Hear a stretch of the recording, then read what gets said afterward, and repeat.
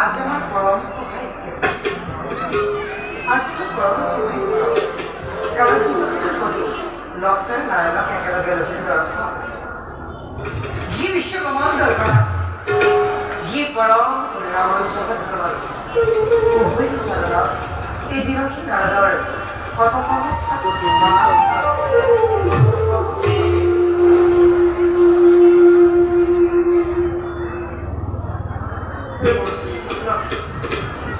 তোমাৰ মধুৰ হৰিনাম শুনিবলৈ পাই মই নিজকে ধন্য কৰিছো।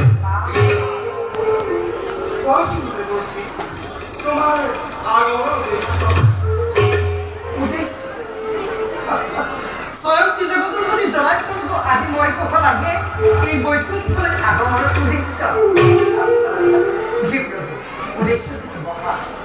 উদ্দেশ্য থেকে মহা আপনাদের লেখিকা পূর্ণখন নারদর সেই কঠিলা কিন্তু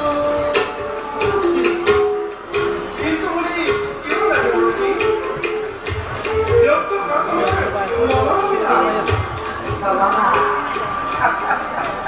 চলনাকাৰী নিশ্চয় চলনাত পাৰ্গ এই কথা মই আগেই জানিব লাগিছিল।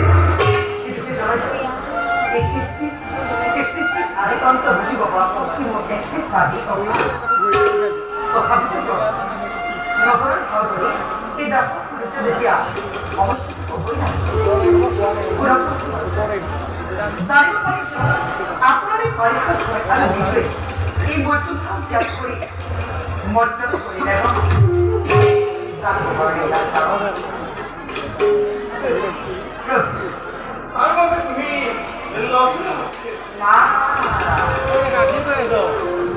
সৃষ্টিৰ আদিৰ পৰা দুষ্ট আৰু শান্ত পালন কৰি ধৰা ভাবত মই অচিৰে সেই অত্যাচাৰী প্ৰথম জোতাই ধৰিত্ৰীৰ ভাৰ মই কৰিম কিন্তু দেৱতী তুমি এই কাৰ্যত মোক সহায় কৰিব লাগিব।